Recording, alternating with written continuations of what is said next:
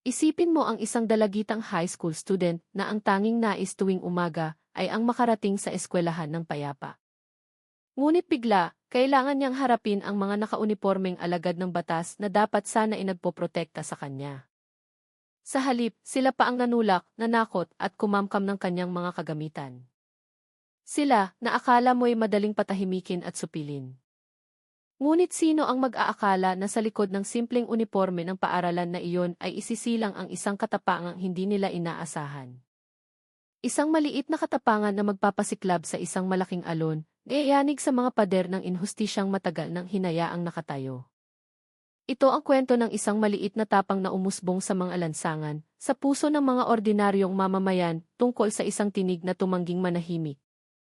Sa isang masikip na eskinita na humahati sa siksikang komunidad sa gilid ng tondo, ang tilaok ng mga manok at sigawan ng mga batang naghahabulan ay humahalo sa amoy ng sinangag at tuyo mula sa karinderya ni Aling Shoni. Hindi pa mataas ang sikat ng araw, ngunit ang kalsada ay nagsisimula ng maging abala, lalo na sa mga nanay na bitbit ang kanilang mga paninda patungo sa palengke ng Divisoria. Sa gitna ng kaguluhang iyon, isang dalagita ang mabilis na naglalakad, mahigpit ang hawak sa kanyang school bag. Ang pangalan niya ay Ria. Isang grade 12 student na nakatira, kasama ang kanyang ina sa isang maliit na barong-barong na hindi kalayuan. Hindi ordinaryong estudyante si Ria. Kilala siyang masipag, magalang, at halos hindi lumiliban sa pagtulong sa kanyang ina sa pagtitinda ng gulay tuwing madaling araw bago pumasok sa eskwelahan. Ngunit sa umagang iyon, mayroong kakaiba. Ang kanyang mga hakbang ay mas mabilis kaysa karaniwan. Ang kanyang mga mata ay patuloy na nagmamasid sa paligid, at ang kanyang mukha ay tila may pinipigil na kung ano. Ilang araw na kasing may bumabagabag sa kanyang dibdib. Dahil tuwing umaga, sa mismong kanto ng kanilang eskinita, nakatayo ang 3 pulis trapiko. Ang mga unipormadong dapat sana ay nagsasaayos ng daloy ng mga sasakyan, ay siya pang nagiging sanhi ng takot at panggigipit sa mga residente ng walang malinaw na dahilan.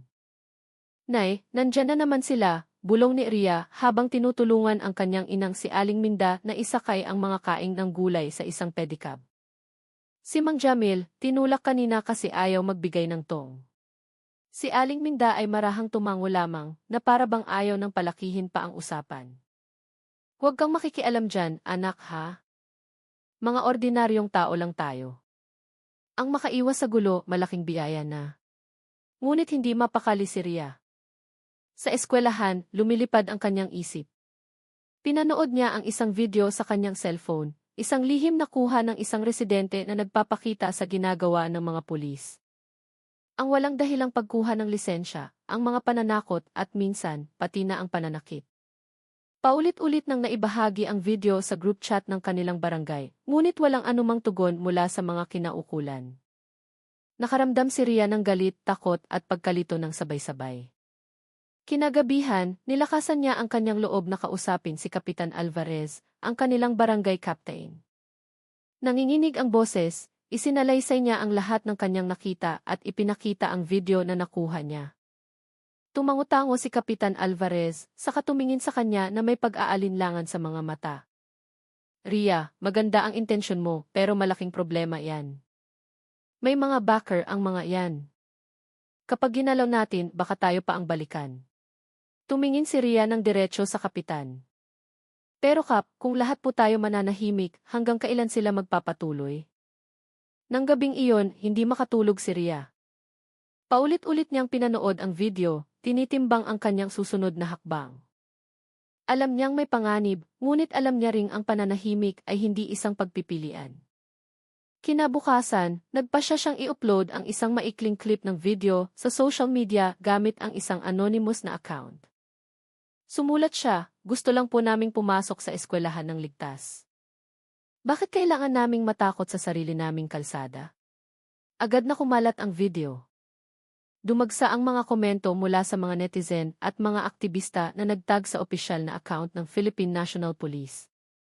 Ngunit kasabay nito, nakaramdam si Ria na may nagmamasid sa kanya. Pag-uwi niya mula sa eskwelahan, napansin niyang may gasgas ang kanyang bisikleta. Isang kapitbahay ang bumulong sa kanya, mag-ingat ka, Ria. May mga nagtatanong tungkol sa iyo kanina. Si Aling Minda ay tumingin sa kanyang anak na may mukhang puno ng pag-aalala. Anak, mag-ingat ka, halos mabasag ang boses nito. Tumango lang si Ria. Idinagdag ng kanyang ina, pero kung may mangyari sa atin, hindi na ako mananahimik. Ngunit nanatiling matatag si Ria. Pakiramdam niya, hindi na ito tungkol sa kanya lamang, kundi tungkol sa lahat ng taong araw-araw na pinipilit yumuko sa kawalang katarungan ng walang kalaban-laban. Nang gabing iyon, isang anonymous na mensahe ang pumasok sa kanyang inbox. Matapang ka sa social media. Mag-ingat ka bukas kung gusto mo pang makapasok sa eskwelahan. Ang tanong ay patuloy na umalinggaw sa kanyang isipan, kung lahat ay mananahimik, hanggang kailan sila magpapatuloy. Isang maikling mensahe, ngunit sapat na upang yugyugin ang puso ng marami. Malamlam ang umaga sa kanilang komunidad, ngunit ang tensyon sa harap ng bahay ni Aling Minda ay mas madilim pa kaysa sa mga ulap. 2 pulis ang nakatayong matigas. Ang isa sa kanila ay si Police Staff Sergeant Fadil Cruz, na kilala ng mga residente sa walang dahilang paghuli sa mga sasakyan. Ang kanyang tingin ay tumatago sa uniporme ni Ria. Nakatayo sa likod niya ang kanyang ina, nanginginig ang mga kamay habang hawak ang dulo ng kanyang duster. Ria Angela Reyes, ang boses ni Seth Cruz ay walang emosyon, malamig. Kailangan ka naming makausap. May ulat tungkol sa pagpapakalat ng maling impormasyon mula sa isang anonymous account. Gusto lang naming linawin. Napalunok si Ria. Ang kanyang boses ay tila naipit. Papasok na po ako sa eskwelahan. Isang mas batang pulis, ngunit hindi gaanong nakakatakot, ang sumabat 5 minuto lang sa presinto. Umiling si Ria. Ayoko po. Ang kanyang boses ay basag. Anak ko, menor de edad pa, sabi ni Aling Minda. Kung gusto niyo siyang kausapin, sasama ako. Tumingin si Seth Cruz sa kanya saglit, saka nagsalita ng malamig. CJ. Pero huwag ninyong gawing mas komplikado ito. Dala ng magkahalong damdamin, dinala si Ria at ang kanyang ina sa pinakamalapit na police community precinct. Ang silid ay masikip.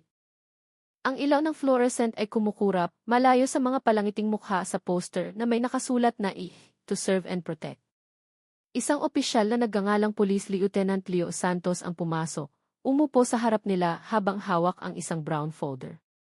Ria, alam namin na sa iyo ang account na tinig ng eskinitang kinulong.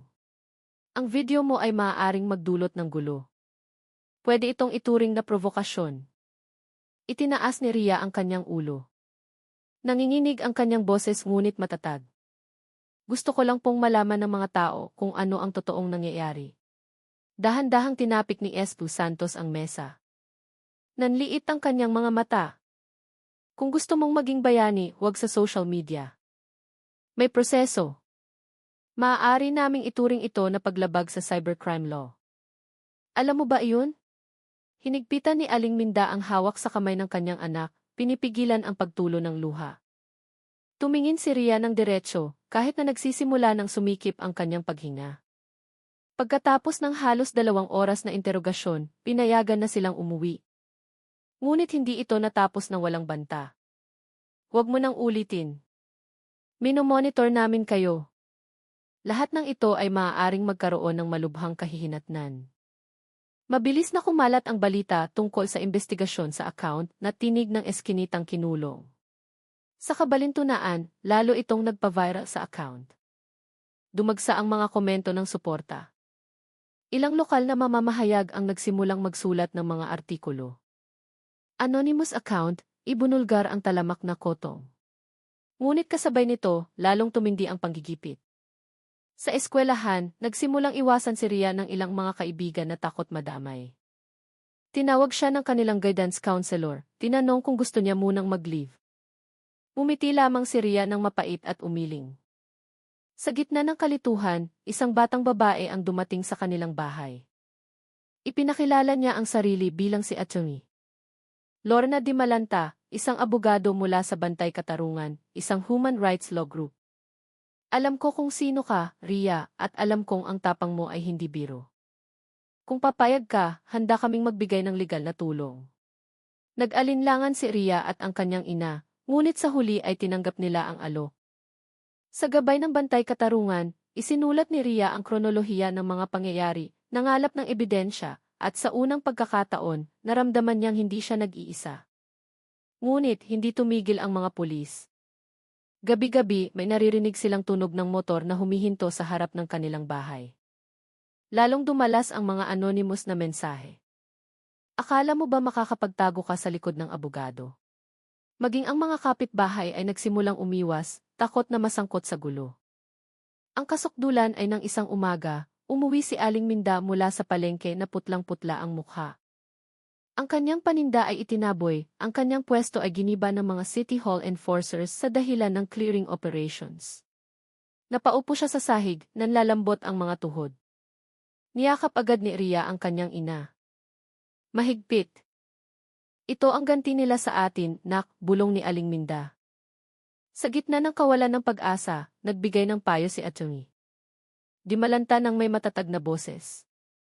Ang tanging paraan para labanan ang kadiliman ay sa pamamagitan ng liwanag. Kailangan nating gawing maliwanag ang lahat. Maghahain tayo ng ulat sa Commission on Human Rights at sa Napolcom. Pero ibig sabihin niyan, Ria, kailangan mong magsalita ng hayagan. Hindi na sa likod ng isang anonymous account. Nanahimik si Ria. Bumilis ang tibok ng kanyang puso. Naalala niya ang malamig na titig ni S. Cruz, ang banta ni S. Santos, at ang mapanuring tingin ng mga kapitbahay. Ngunit ang imahe ni Mang Jamil na sinasaktan, ang kanyang ina na pinalayas sa palengke, at ang mga batang takot tuwing dadaan sa outpost ng pulis, ang lahat ng iyon ay mas malakas na lumitaw sa kanyang isipan. Huminga siya ng malalim. Saka siya nagsalita ng marahan, opo. Ilang araw ang lumipas, nag-ayos si Atty. Di malanta ng isang maliit na press conference sa bakuran ng opisina ng Bantay Katarungan. Dumating si Ria na suot ang kanyang uniforme. Tumayo siya sa harap ng mga kamera ng lokal na media. Nanginginig ang kanyang boses ngunit malinaw. Isinalaysay niya ang lahat, hindi lang tungkol sa account, kundi tungkol sa takot ng mga residente at ang inhustisyang hinahayaang lumago. Ang pangalan ko po ay Ria Angela Reyes. Hindi po ako bayani. Ayaw ko lang pong manahimik. Ang press conference na iyon ay nagsimula ng hashtag na lakas loob magsalita. Dumagsa ang suporta ng publiko, ngunit dumating din ang galit. May mga nag-akusa sa kanyang naghahanap ng atensyon. May mga nagsabing ginagamit lang siya ng Bantay Katarungan. Itinanggi ng kapulisan ang lahat ng akusasyon, sinabing ang video ay hindi pa napapatunayang totoo. Nang gabing iyon, natigilan si Ria sa harap ng pader ng kanilang bahay. Ang pulang spray paint ay basa pa. Ang makakapal na letra ay nagbabanta, tumahimik mili o tatahimik mili. Ilang kapitbahay ang sumilip lamang mula sa kanilang mga bintana, saka nagmamadaling isinara ang mga kortina. Walang lumapit, walang nagtanong. Nanginginig si Aling Minda. Ria, ay report natin sa pulis. Umiling si Ria. I-report sa kanila? Sila nga po ang may gawa nito. Hindi nagtagal, dumating si Atty. Di malanta, kinuna ng litrato at itinala ang lahat. Agad siyang tumawag sa media at hinimok ang Bantay Katarungan na maglabas ng opisyal na pahayag. Ngunit alam ni Ria na ang banta na ito ay hindi biro. Ito ang simula ng isang bagay na mas madilim. At tama siya. 2 araw matapos ang press conference, nahack ang social media account ni Ria. Ang kanyang mga personal na litrato ay ikinalat, binago ang konteksto na may masasamang naratibo, peking aktivista, kulang sa pansin, anti-police. Ilang mga kaduda-dudang news site ang nagpakalat ng malisyosong chismis na binayaran si Ria ng oposisyon at tinawag pa siyang anak sa labas sa mga anonymous na komento. Sa eskwelahan, nagsimulang manlamig ang pakikitungo ng mga guro. Lalong lumayo ang kanyang mga kaibigan. Isang guro ang bumulong sa kanya, pinayuhan kaming huwag makialam sa isyu mo, Ria. Sa gitna ng panggigipit na iyon, isang bagong tao ang lumitaw. Si Micaela Lazaro, isang batang mamamahayag mula sa Maynila na nais i-cover ang kaso ni Ria ng Independent. Dumating siya sa kanilang bahay na may dalang backpack na puno ng mga tala, mukhang masigasig, at may matatag na boses. Alam kong hindi lang ito personal na kaso. Ito ay systemic. At ikaw, Ria, ang naging simbolo ng paglaban. Nanatili si Mika ng ilang gabi sa bahay ni Ria, itinala ang mga kwento ng mga residente, inirecord ang mga boses na matagal nang pinatahimik, kasama na si Mang Jamil, ang pedicab driver na sinaktan dahil tumangging magbigay ng kotong. Dati takot ako, pero nahihiya ako kay Ria. Bakit ako mananahimik, sabi ni Mang Jamil. Pinagtagpi-tagpi ni Mika ang lahat ng ito sa isang serye ng artikulo na pinamagatang mga tinig mula sa eskinitang kinulong. Naging viral ang artikulo. Ang mga kilalang tao sa lipunan at mga propesor ng batas ay nagsimulang magsalita. Nakatanggap ang Bantay Katarungan ng maraming tawag para sa impormasyon. Isang online petition ang lumitaw na humihimok sa Napolcom na imbestigahan ang presinto kung saan nakatalaga si Iesu Fadil Cruz. Ngunit isang anonymous na email na dumating sa Bantay Katarungan ang nagbukas ng bagong direksyon. Alam ko kung sino ang nagbaback up sa lahat ng kotong at pananakot na yan. Ang nilalaman nito ay nagpatahimik kay Atty. Di Malanta. Hindi lang si Cruz. Sa itaas niya, may mas malaking pangalan, Police Lieutenant Colonel Ramon Villena, ang hepe ng investigasyon ng Manila Police District. Isang taong kilalang mabagsik, ambisyoso, at may mga koneksyon sa politika. Kung totoo ito, hindi na lang ito kaso ng kotong. Sinasagi na nito ang ugat ng isang mafia sa batas. Nagpasya sina Atty. Di Malanta at Mika na mag-imbestiga pa, ngunit nang may pag-iingat. Pinayuhan si Ria na pansamantalang iwasan ang mga panayam at pampublikong pahayag. Kahit na ganoon, nagsimulang dumating ang mga voluntaryo sa Bantay Katarungan. Mga estudyante ng abogasya, mga human rights activist, at maging mga dating pulis na nadismaya sa sistema. Isang maulap na gabi, umuwi si Mika mula sa kanyang pag-imbestiga na may tensyon sa mukha. Ipinakita niya ang isang recording mula sa isang residente sa palengke. Sa video, kitang-kita si Iesu Fadil Cruz na tumatanggap ng isang sobre mula sa isang lalaking naka-Amerikana malapit sa isang sasakyang may plaka ng gobyerno. Itinigil ni Mika ang video sa isang frame. Malinaw na nakita ang mukha ng lalaki. Si Polco Ramon Villena. Nanginginig ang boses ni Mika. Kung maitutugma natin ang petsa at ang mga pangyayari, ito ay magiging isang bomba. Napigil ni Atty. Di Malanta ang kanyang hininga, napagtanto na ang hawak nila ay hindi na lang isang maliit na ebidensya. Ito ay isang pinto patungo sa isang mas malaki at mas madilim na network. Ngunit ng gabing iyon, binato ang bahay ni Ria. Ang salamin ng bintana ay nabasag. Muntik nang matamaan ang kanyang ina ng mga bubog. Dumating nga ang mga pulis, ngunit itinala lang ang pangyayari at pinayuhan pa silang lumipat muna ng tirahan. Tumingin si Mika kay Ria, ang kanyang boses ay mahina ngunit seryoso. Handa ka ba kung sakaling lumaki pa ito? Tinitigan ni Ria ang kanyang refleksyon sa basag na salamin ng bintana. Hindi na niya nakita ang isang ordinaryong high school student. Naging kaaway na nila ako mula pa noong una akong nag-record, bulong niya. Natigilan siya sa kanyang kinatatayuan. Ang kanyang mga mata lamang ang nakatitig sa isang maliit na kahon sa terasa ng kanilang bahay. Sa loob nito, nakalatag ang isang punit na uniporme ng eskwelahan. Isang maitim na pulang mansa ang dumungis sa dibdib nito. Sa ibabaw, may isang gusot na papel na may nakasulat na maikling banta, huling beses ay itong isusuot. Halos himatayin si Aling Minda nang makita ito. Mabilis na tumawag si Atty. Di Malanta sa mga security volunteers ng Bantay Katarungan, habang si Mika ay kumukuha ng litrato bilang karagdagang ebidensya. Si Ria mismo ay nanatiling tahimik. Ang takot ay gumapang na parang makapal na hamog, ngunit sa likod nito, ang isang baga ay lalong nag-aapoy. Hindi lang ito babala, bulong niya. Ito ay isang hamon. Kinabukasan, nagdaos ang Bantay Katarungan ng isang emergency press conference. Sa isang matalas at sinusukat na boses, kinondena ni Atty. Di Malanta ang pananakot kay Ria, tinawag itong bahagi ng isang sistematikong pattern ng pagpapatahimik sa mga sibilyan.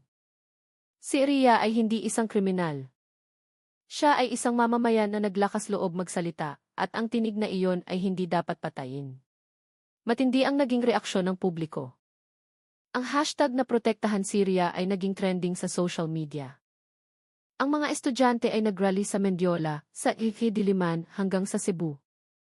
Ang online petition ay umabot sa 100,000 na lagda. Maging ang mga kilalang tao ay nagsimulang magsalita. Isang dating mahistrado ng Korte Suprema ang nagsabing ang kasong ito ay isang salamin ng kapangyarihang alerje sa kritisismo.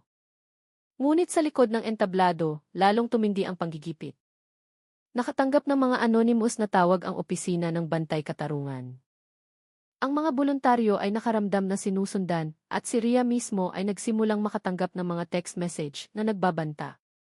Akala mo ba mananatiling interesado ang publiko? Kahit na ganoon, hindi tumigil ang suporta. Isa sa mga sorpresa ay nagmula kay Ginoong Werman, isang respetadong leader ng komunidad na karaniwang neutral at ayaw masangkot sa gulo. Nakipagkita siya kay Atty. Dimalanta at nag-abot ng isang maliit na flash drive. Galing yan sa isang dating staff sa presinto. Takot siyang lumantad, pero sabi niya mahalaga ang laman niyan, sabi niya nang may mabigat na boses. Minsan na rin akong ginipit. Pero ngayon, nahihiya na akong manahimik. Ang laman ng flash drive ay nagpatahimik sa lahat. Isang malinaw na audio recording ang narinig, isang pag-uusap sa pagitan ng ilang pulis at isang mataas na opisyal. Tinatalakay ang tungkol sa kotong, ang hatsian ng pera, at isang listahan ng mga residenteng itinuturing na matigas ang ulo. Kasama ang pangalan ni Rhea. Agad na naghanda sina Atty. Dimalanta, Mika, at Rhea ng ulat para sa TIS, na Polcom at maging sa Office of the Ombudsman.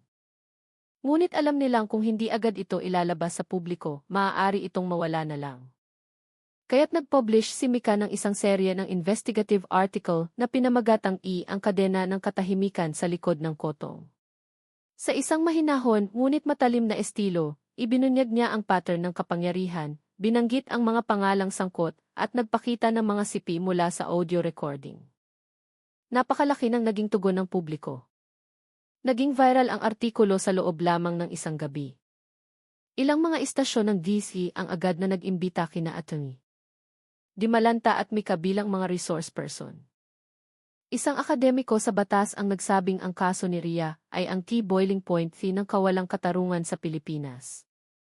Ngunit mabilis ding dumating ang ganti. Nang gabing iyon, binato ng Molotov cocktail ang bahay ni Rhea. Ang apoy ay dumila sa kanilang kahoy na bakod. Mabuti na lang at hindi ito kumalat. Muling dumating ang mga pulis, ngunit isang opisyal ang basta na lang nagkomento, baka gawa lang ng mga nag-iinuman dyan. Napahagulgol si Aling Minda, hindi dahil sa lamig, kundi dahil sa pagkaunawa na hindi na ito ordinaryong pananakot. Ito ay isang huling babala. Tumingin siya kina Mika at Atty. Dimalanta na balisang nakaupo sa kanilang sala. Kung aatras tayo ngayon, sila ang mananalo. Ang lahat ng inhustisya ay ituturing na tama. Tinitigan ni Atty. Lorna si Rhea. Sigurado ka bang kaya mong magpatuloy? Dahan-dahang tumango si Rhea. Hindi dahil malakas ako, kundi dahil kung hindi tayo, sino pa? Kinabukasan, nakipagkita si Rhea at si Atty. Dimalanta sa isang batang idealistang piskal mula sa Department of Justice. Nangako siyang magbubukas ng isang independent na investigasyon sa kondisyon na palalakasin pa ang ebidensya at magkakaroon ng karagdagang mga saksi. At doon dumating ang nakakagulat na balita, si Rico Santos, ang dating administrative staff ng presinto na pinaghihinalaang nag-record ng pag-uusap, ay biglang nawawala. Sabi ng mga kapitbahay, umalis siya nang hindi nagpapaalam. Naiwan ang kanyang motor at walang sinumang nakakaalam kung nasaan siya. Kinagat ni Rhea ang kanyang labi. Kung nawawala si Rico, kailangan natin siyang hanapin. Siya ang susi sa lahat. Madilim pa ang langit sa Maynila nang tumayo siya sa harap ng isang maliit na gate sa dulo ng isang makitid na eskinita. Ang tunog ng azan mula sa kalapit na moske ay humahalo sa ugong ng mga motorsiklong nagmamadali, hudyat ng isang bagong yugto ng pakikibaka na mas mapanganib. Sa kanyang tabi, mahigpit ang hawak ni Mika Lazaro sa kanyang cellphone, nakatitig sa isang lokasyon na ipinadala ng isang anonymous na numero. Seryoso ka ba? Tanong ni Mika, tensyonado ang mukha. Kung patibong to, wala na tayong pangalawang pagkakataon. Dahan-dahang tumango si Rhea.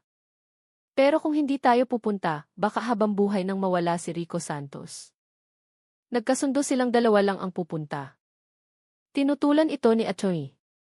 Dimalanta, Ngunit pumayag din matapos mangako si Rhea na bubuksan ang kanyang location tracker at ere-record ang kanilang biyahe gamit ang isang hidden camera na nakakabit sa kanyang kwelyo. Dinala sila ng biyahe sa isang lumang industrial zone sa gilid ng Navotas. Ang mga abandonadong bodega ay nakahilera, kinakalawang ang mga pader. Sa isa sa mga bodegang iyon nila natagpuan si Rico, nakahandusay, nakatali ang mga kamay, bugbog ang mukha, ngunit may malay pa. Nalaman nilang may kopya ako, bulong niya habang tinatanggal ni Mika ang kanyang mga tali. Agad na binuksan ni Rhea ang maliit na kamera sa kanyang kwelyo. Sino ang nag-utos sa'yo? Tanong ni Rhea. Nanginginig ang katawan ni Rico. Si Colonel Villena. Pero hindi lang siya. May mas mataas pa. Mula sa Camp Crane. Tinawag nila itong Oplan Linis, pero ang totoo, para protektahan ang linya ng Kotong.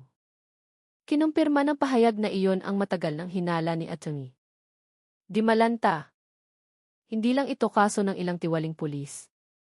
Mayroong isang istruktura at sistema na handang patahimikin ang sinumang magtangkang sumagi dito. Agad nilang dinala si Rico sa isang maliit na apartment sa Quezon City na inupahan ng bantay katarungan bilang safe house. Doon, dahan-dahang nagpagaling si Rico, umayag na magsulat ng kanyang testimonya sa kondisyon na poprotektahan ang kanyang pagkakakilanlan. Samantala, lalong tumindi ang panggigipit kay Rhea at sa kanyang grupo. Bumaha ang mga negatibong komento sa social media. Mga anonymous na account ang nagpakalat ng paninira, inaakusahan si Rhea na bayaran ng mga grupong anti-gobyerno.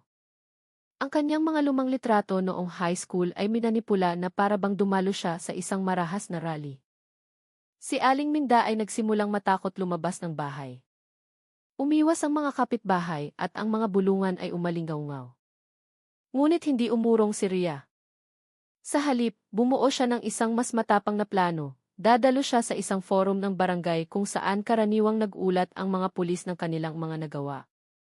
Magsasalita ako doon. Sa harap ng lahat. Kailangan nilang marinig ito mula sa akin, mariin niyang sabi. Nag-alinlangan si Atty. Dimalanta. Pampublikong lugar yan, baka maging patibong. Tinitigan siya ni Rhea. Pero espasyo ko rin yan. Isa akong mamamayan, may karapatan akong magsalita. Dumating ang araw. Puno ang barangay hall. Ang mga residente ay siksikang nakaupo sa mga asul na plastik na upuan. Ang iba ay nakatayo sa likuran. Isang kinatawan mula sa presinto ang nagbukas ng programa sa isang ulat na puno ng mga numero ng tagumpay. Nakaupo si Rhea sa gitnang hilera. Nang buksan ang open forum, tumayo siya. Ang pangalan ko po ay Rhea. Isa po akong biktima ng maling paghuli at paninira ng ilang tiwaling pulis. At hindi po ako nag-iisa. Biglang tumahimik ang buong silid. Nanigas ang mga opisyal sa entablado. Ipinakita ni Rhea ang isang recording ng testimonya. Hindi ko po inaakusahan ang buong institusyon, pero may karapatan po akong humingi ng pananagutan. Kung mananahimik ako, ang kawalang katarungan na ito ay magiging kultura. Ilang residente ang nagsimulang pumalakpak. Isang matandang lalaki ang sumigaw, ang anak ko rin, kinikilan nila. Pero takot kaming mag-report. Biglang tumayo ang isang lalaking nakasibilyan at itinuro si Rhea. Nagkakalat ka ng kasinungalingan. Hindi ito lugar para sayo. Ngunit hindi na tinag si Rhea. Wala po akong kinamumuhian. Pero mahal ko ang bansa ko at ang pagmamahal na iyon ay nangangailangan ng tapang. Lalong lumakas ang palakpakan. Isang ina sa likuran ang umiiyak habang bumubulong, sa wakas may nagsalita. Mabilis na kumalat ang balita tungkol sa katapangan ni Rhea. Ang mga amateur video ng mga residente ay na-upload sa social media. Ang hashtag na matapang tulad ni Rhea ay muling naging trending. Sa pagkakataong ito, hindi lang mga estudyante o aktivista ang nag-ingay, kundi pati na rin ang mga ina, mga pensyonado, at mga ordinaryong manggagawa na nagbahagi ng kanilang mga karanasan sa kotong at inhustisya. Ngunit lahat ng ito ay umabot sa sukdulan isang gabi. Pauwi si Mika mula sa opisina ng isang itim na sasakyan na walang plaka ang muntik ng sumagasa sa kanya. Ibinaba ng driver ang bintana, tumingin ng malamig, at nagsabing, tumigil ka na, kung ayaw mong ikaw ang susunod na mawala. Umulan ng bahagya nang bumaba si Ria mula sa tricycle na naghatid sa kanya sa isang lumang istasyon ng tren sa gilid ng Maynila. 10:00 na ng gabi. Ang istasyon ay mukhang luma at abandonado. Ang mga ilaw ay kumukurap-kurap. Walang ibang tao sa paligid. Mahigpit ang hawak ni Ria sa kanyang maliit na bag. Umaalingaungaw pa rin sa kanyang isipan ang mensahe mula sa isang anonymous na account kaninang hapon. Hawak ko ang mga dokumento mula sa loob, pero ibibigay ko lang ito mismo kay Ria. Binuksan ni Ria ang hidden camera na nakakabit sa buttons ng kanyang damit, saka dahan-dahang humakbang patungo sa madilim at tahimik na peron. Mula sa dulo ng hagdanan, may narinig siyang mga yabag. Palapit ng palapit. Isang binatang lalaki na nakaitim na hoodie at face mask ang lumitaw. Namumula ang kanyang mga mata, payat ang katawan, puno ng kaba. Bahagya niyang ibinaba ang kanyang mask. Ako si Benji, bulong niya. IT staff ako sa Internal Affairs Service. Nakita ko ang mga data. Napigil ni Ria ang kanyang hininga. Anong data? Mabilis niyang tanong. Yumuko si Benji, nanginginig ang mga kamay. Listahan ng mga reklamo ng taong bayan na hindi kailanman prinoseso. Daan-daang kaso. Marami ang nawala. May mga file pa nga na direktang bumabanggit sa pangalan ni Colonel Villena at isang general. Mula sa bulsa ng kanyang jacket, inilabas ni Benji ang isang maliit na flash drive. Ito ang orihinal na backup pero kailangan ko ng proteksyon. Matatag na tumango si Ria. Poprotektahan ka ng bantay katarungan pero kailangan mong maging saksi. Lalong yumuko si Benji. Natatakot ako pero mas natatakot ako kung lahat ng ito ay mawawala na lang. Itago mo to ng mabuti. Nang gabing iyon, nang mapunta ang flash drive sa mga kamay ni Ria, nagsimula ang pagbabago sa kanilang laban. Hindi lang dahil sa matibay na ebidensya na hawak na nila, kundi dahil ito ay isang senyales na kahit sa loob ng institusyon, may mga taong hindi hahayaang ibaon ang katotohanan. Sa opisina ng Bantay Katarungan, sinalubong ni na Atty. Dimalanta at Mika si Ria na may pag-aalala. Nang buksan ang laman ng flash drive, napanganga si Atty.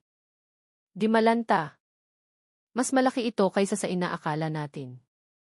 May malinaw na pattern. Buwanang padala, mga pangalang pinoprotektahan, mga daluyan ng perang galing sa pangingikil. Maging ang ilang kongresista ay sangkot. Ngunit dito nagsimula ang dilema. Dapat ba nilang agad na ilabas ang mga dokumento o maghintay ng tamang panahon? Tumingin si Ria sa kanyang mga kasama ng may mas matandang pananaw. Kung ilalabas natin agad sa media, babaliktarin nila tayo at akusahang nagkakalat ng fake news. Kailangan muna nating palakasin ang ating posisyon. Nagsimula silang bumuo ng estratehiya, kakausapin ang mga taong pinagkakatiwalaan pa ng publiko, mga lider ng simbahan, mga respetadong mamamahayag at mga retiradong hukom. Isa sa kanila si Ginoong Iskandar, isang dating maestrado ng Korte Suprema na aktibo na ngayon sa mga community service. Tinanggap niya ang kopya ng data mula kay Ria. Sa isang mabigat na boses, sinabi niya, matanda na ako, anak, pero hindi ako bingi. Matagal ko nang naririnig ang mga bulungan na ito. Kayo, mga bata at matatapang, kailangan kayong suportahan. Tutulong akong magsalita sa media. Pero tandaan nyo, huwag kayong lalaban ng mag-isa. Ang lakas ay kailangang tipunin, hindi ipagyabang. Ang mga salitang iyon ay naging sandigan ng kanilang moral. Samantala, lalong lumakas ang suporta ng mamamayan. Matapos mag-viral ang forum sa barangay, mas maraming testimonya ang lumabas. Isang magbabakso ang nag-upload ng video habang hinihingan siya ng protection money. Isang driver ng API-based na motor ang nagsulat ng isang mahabang thread tungkol sa kanyang karanasan na ikinulong at sinaktan dahil tumangging magbigay ng pangyosi. Ang mga hashtag na hindi ito ilan lang at bayan laban sa katahimikan ay nagsimulang mag-trending. Hindi na rin nanahimik ang Camp Crame. Nagpadala sila ng sugo sa Bantay Katarungan, nag-aalok ng mediation na ang layunin ay ipagpaliban ang paglalabas ng mga dokumento. Ngunit tumanggi si Ria at ang kanyang grupo. Bukas kami sa dialogo, pero hindi para ipagpaliban ang katarungan, matigas na sabi ni Atty. Dimalanta.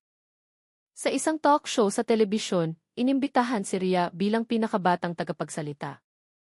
Noong una, kinakabahan siya. Ngunit nang tanungin siya ng host kung ano ang nagpapatatag sa kanya sa kabila ng mga banta at paninira, sumagot siya ng may mahinahong boses, "Isa lang po akong ordinaryong mamamayan. Pero hindi magbabago ang bansa kung ang mga ordinaryong taong tulad ko ay mananatiling tahimik. Hindi ko po gustong maging bayani, pero ayoko ring maging manonood lang habang ang inhustisya ay nagiging isang kaugalian." Ang maikling pahayag na iyon ay naging viral. Ibinahagi ng libu-libong beses. Sinimulan ng media na ihalintulad ang pangalan ni Rhea sa mga batang aktivista ng nakaraan. Ngunit sa likod ng spotlight, patuloy ang psychological pressure. Isang gabi, pag-uwi niya, natagpuan niyang nakapadlock mula sa labas ang kanilang gate. Sa pinto, may nakasabit na papel na may nakasulat sa malalaking letra, "Den huling babala. Tumigil ili o pamilya de Deng isusunod namin." Tinitigan ni Rhea ang sulat ng matagal saka umupo sa hagdan. Dahan-dahang tumulo ang kanyang mga luha, hindi dahil sa takot, kundi dahil sa pagod. Pagod sa paglaban sa isang bagay na hindi nakikita ngunit napakatotoo. Pagod sa pagiging malakas araw-araw. Lumapit si Aling Minda at niyakap ang kanyang anak mula sa likuran. "Kung pagod ka na, magpahinga ka. Pero huwag kang hihinto, nak. Dahil marami ka nang binigyan ng tapang." Ang mga salitang iyon ay naging bagong lakas para kay Rhea. Kinabukasan, tumayo siyang muli sa opisina ng Bantay Katarungan. Sa isang buong boses, binuksan niya ang isang emergency meeting. "Magdaraos tayo ng isang komperensya. Ibubukas natin ang lahat. Pero hindi lang sa pamamagitan ng data. Ihaharap natin ang mga mukha ng mga ordinaryong taong matagal nang nanahimik. Ngayon, kailangan nilang magsalita ng sabay-sabay." Tumango si Atty. "Di malanta. Hindi na lang ito tungkol sa'yo, Rhea. Isa na itong kilusan." Sinimulan nilang buuin ang listahan, si Rico Santos, ang driver, ang magbabakso, hanggang sa mga ina na karaniwang tahimik. Ngunit ngayon, gusto na nilang marinig. Malamlam ang langit sa Maynila ng umagang iyon na para bang alam nitong may malaking mangyayari. Sa maliit na bakuran ng opisina ng Bantay Katarungan, maayos nang nakahilera ang mga plastik na upuan. Isang puting banner ang nakalatag sa likod ng isang maliit na entablado na may nakasulat, "Tinig ng Bayan, hindi ng ilan." Nakatayo si Rhea sa likod ng entablado, suot ang isang simpleng puting blusa, hawak ang isang papel na may mga tala. Kahit kabisado na niya ito, mabigat ang kanyang paghinga. Mula pa kaninang madaling araw, hindi siya makatulog. Ang mensahe ni Benji Pineda ay umaalinggaw pa rin, "Mag-ingat kayo sa sabotahe." Lumapit si Atty. Di malanta at marahang tinapik ang kanyang balikat. "Huminahon ka, Rhea. Nandito tayong lahat." Sa kabilang banda, minomonitor ni Mika Lazaro ang live stream mula sa kanyang tablet. Libu-libong tao na ang nag-aabang, mula sa mga kapihan, mga sala, hanggang sa maliliit na opisina. Ang araw na iyon ay hindi lang isang press conference, kundi isang pagsubok sa tiwala ng publiko. Eksaktong 10:00, humakbang si Rhea patungo sa entablado. Ang mga ilaw ng kamera ay tumutok sa kanyang mukha na matatag ngunit mayroon pa ring lambot. Binuksan niya ang kanyang talumpati sa isang simpleng pagbati. "Magandang umaga po sa inyong lahat, mga kababayan, mga kasama sa media, at sa buong Pilipinas na nanonood." Ang kanyang boses ay matatag, dumadaloy ng mahinahon ngunit may bigat. "Ang pangalan ko po ay Rhea. Isa po akong ordinaryong mamamayan. Pero ngayong araw, nakatayo ako rito dala ang boses ng maraming taong matagal nang pinatahimik. Hindi po kami naparito dala ang galit. Naparito po kami dala ang katotohanan." Sunod na nagsalita si Atty. Di malanta, binasa ang buod ng laman ng flash drive mula kay Benji. Binanggit niya ang sistema ng pangingikil, ang mga pangalan ng mga opisyal na pinoprotektahan, at ang mga testimonya ng mga saksi mula sa loob at labas ng institusyon. Ipinakita sa isang screen sa tabi ng entablado ang mga graph, mga recording at mga CP. Pagkatapos, isa-isang umakyat sa entablado ang mga ordinaryong mamamayan. Si Mang Herman, isang habal-habal driver. "Binugbog po ako dahil lang nagtanong ako kung bakit ako hinuli." Si Aling Nena, isang ina. "Ang anak ko po, nawala ng isang gabi matapos tumangging magbayad ng protection money. At sa huli, si Benji Pineda mismo ang lumitaw, walang takip ang mukha. Ang kanyang boses ay mahina ngunit tumatagos. Nanahimik ako dati, pero ang pananahimik ko ay walang nailigtas na kahit sino.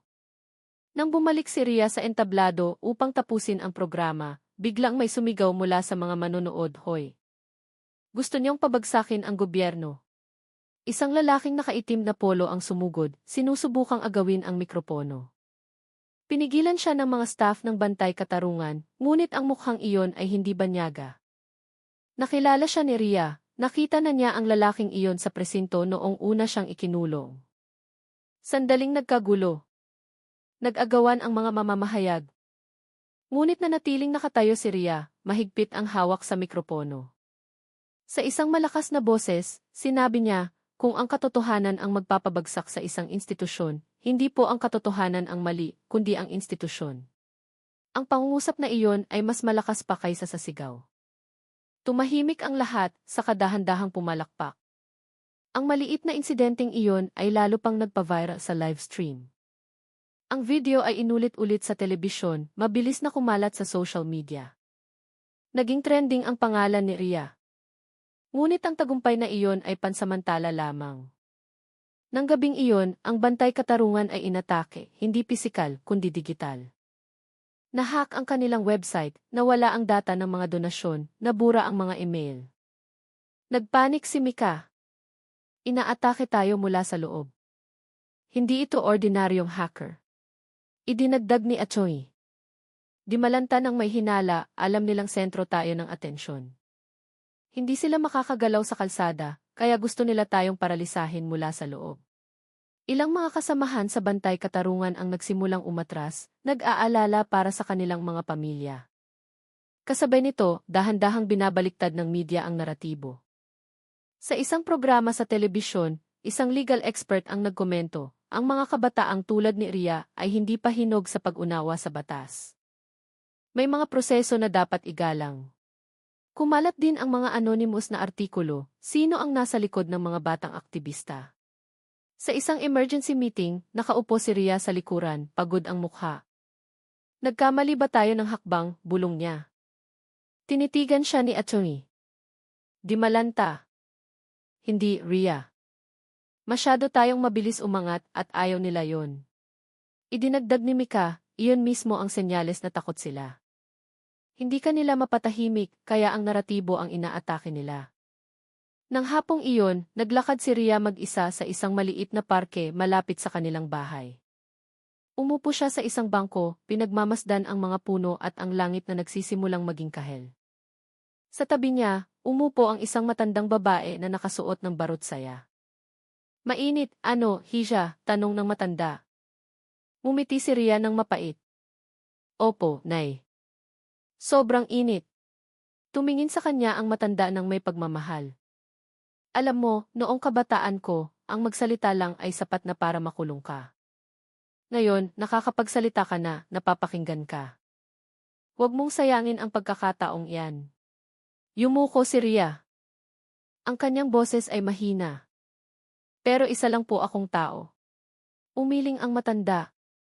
Ang isang maliit na kandila ay kayang magbigay liwanag kahit sa pinakamadilim na gabi. Nang gabing iyon, sa Bantay Katarungan, nagdala ng bagong balita si Benji Pineda. Nakuha ko ang kopya ng backup ng lumang server, pero sa isang computer lang ito sa opisina ni Police Brigadier General Arturo Reyes pwedeng ma-access. Tinitigan siya ni Mika. Sigurado ka? Tumango si Benji. At alam ko kung sino ang pwedeng tumulong na kunin ito. Pero delikado. Kailangang gawin mula sa loob. Tumingin si Achoy. Di malanta kay Ria. Kaya mo ba? Napalunok si Ria, saka nagsalita, kung ito na ang huling ebidensya, gagawin ko. Madilim ang gabi sa Quezon City, walang mga bituin. Ang mga kalsada sa paligid ng Camp Crame ay tahimik. Paminsan-minsan, isang patrol car ang dumadaan. Sa ilalim ng isang madilim na ilaw sa isang eskinita sa likod ng kampo, isang van ang huminto. 3 tao ang bumaba, si Benji, si Ria, at isang tech expert na si Aldi. Nakasuot si Ria ng uniforme ng janitor. Nakapusod ang kanyang buhok at ang kanyang puso ay dumadagundong sa kanyang tainga. Inabot ni Aldi ang isang peking gi at isang maliit na earphone.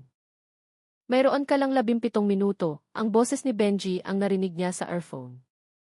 Ang target na computer ay nasa pinakasulok na silid arsibo. Igigiya kita mula rito. Tumango si Rhea. Ang gusali ay tila tahimik. Kahit may mga gigli, nadisable na ni Benji ang main server sa loob ng 20 minuto gamit ang isang script na gawa ni Mika. Kumanan ka ngayon. Metal na pinto. May fingerprint scanner pero nag-restart. Makakadaan ka. Mabilis ngunit maingat ang mga hakbang ni Rhea. Bahagyang nanginginig ang kanyang mga kamay. Pinipigil niya ang kanyang hininga sa tuwing may maririnig siyang kaluskos. Sa maliit na bag sa kanyang baywang, naroon ang isang pulang flash drive, ang kanilang huling sandata. Nakarating siya sa silid arsibo.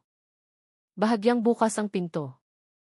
Pumasok siya at isinara ito mula sa loob. Ang target na computer ay naka-on sa isang asul na screen na tipikal sa mga internal system. Isinaksak ni Rhea ang flash drive. Nagsimulang tumakbo ang script. 3 minuto, bulong ni Benji sa earphone. Ngunit may mga yabag na papalapit. Nagmamadaling umupo si Rhea sa sahig, nagkunwaring naglilinis. Bumukas ang pinto. Isang lalaking nakasibilyan ang tumingin sa kanya nang may pagdududa. Sino ka? Yumuko si Rhea. Cleaner po, sir.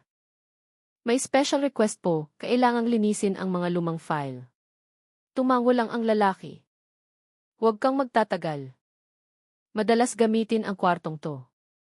Nang makaalis ang lalaki, bumalik si Rhea sa computer.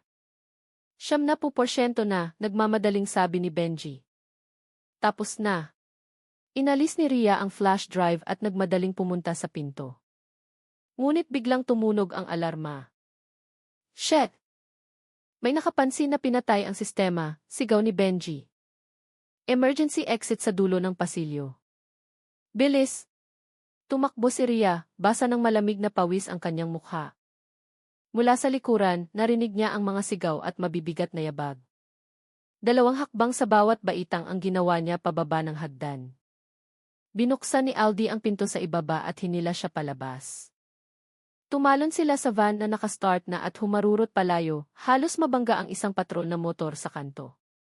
Kinabukasan, tensyonado ang kapaligiran sa bantay katarungan.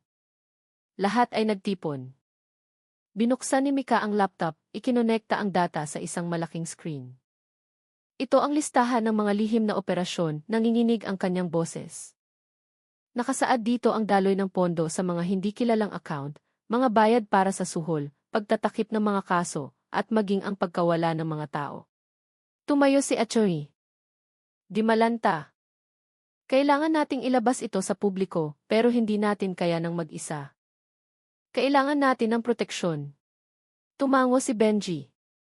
May isang paraan. Ibibigay natin ito sa GSA. Pero dapat habang naka-livestream tayo. Kung hindi, itatago lang nila.